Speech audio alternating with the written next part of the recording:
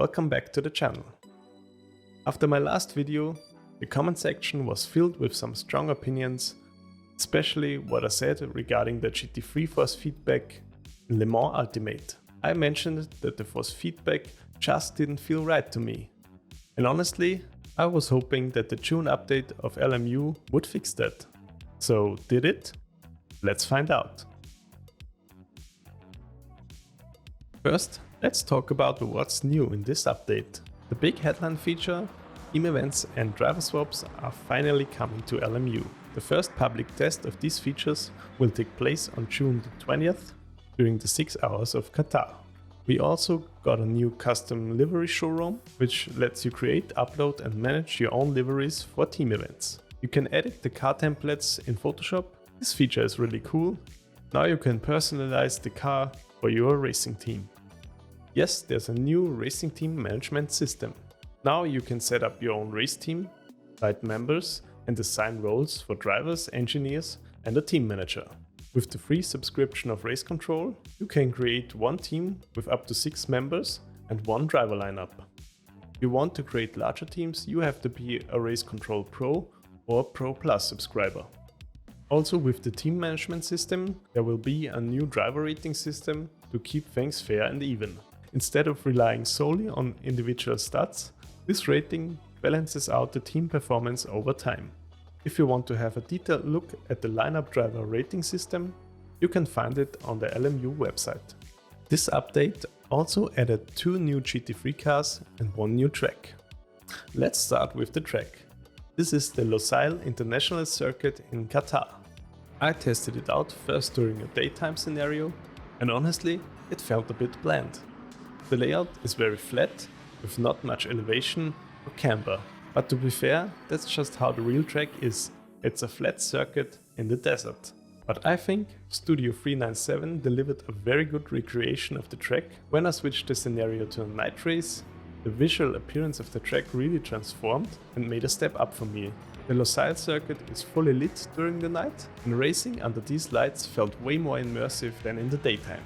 It reminded me of the F1 night races, and the atmosphere of racing in the dark really added something special here. Now let's get into the part you've probably been waiting for, the force feedback.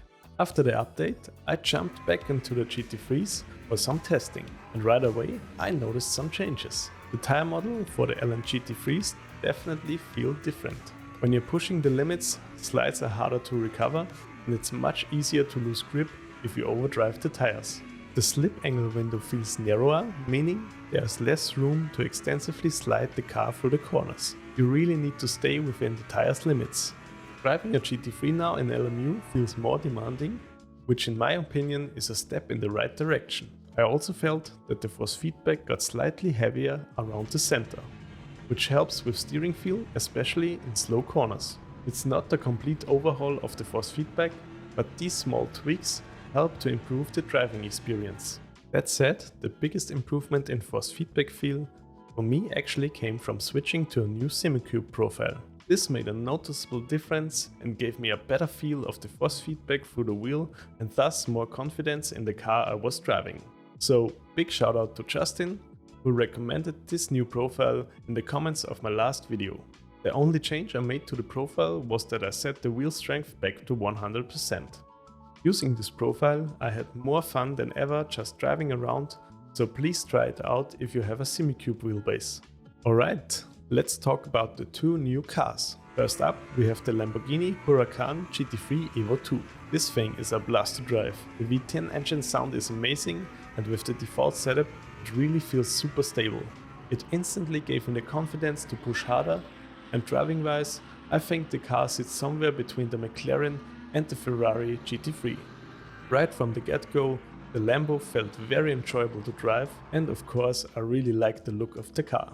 The second car in the new update is the Lexus RC F GT3. This one's got a front-mounted V8 and at first it feels pretty planted. But don't be fooled, when you start pushing it, especially under braking or quick direction changes, the rear end can snap out really fast. I had a few moments with the car where it was really tricky to keep it on the road. Out of the corners you also have to be careful with throttle input. The torque of this car is no joke. I was using the default setup, so I'm sure with a bit of tuning the car can be tamed. So has this update fixed everything? Not entirely. iRacing still has the edge when it comes to force feedback feel, at least for me. But Le Mans Ultimate is definitely moving in the right direction. The updates to the tire model, new content and the team features all show that the devs are listening and pushing forward. For my next video, I will make a review about the new GT3 tire model in iRacing. I will test out how the feel of the cars has changed, so hit the subscribe button so don't miss out on the new video. What did you think of the new update in LMU? Drop a comment below, I would love to hear your thoughts.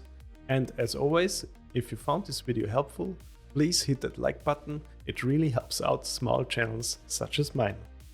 And that's it for this video. Thanks for watching and I'll see you on the track.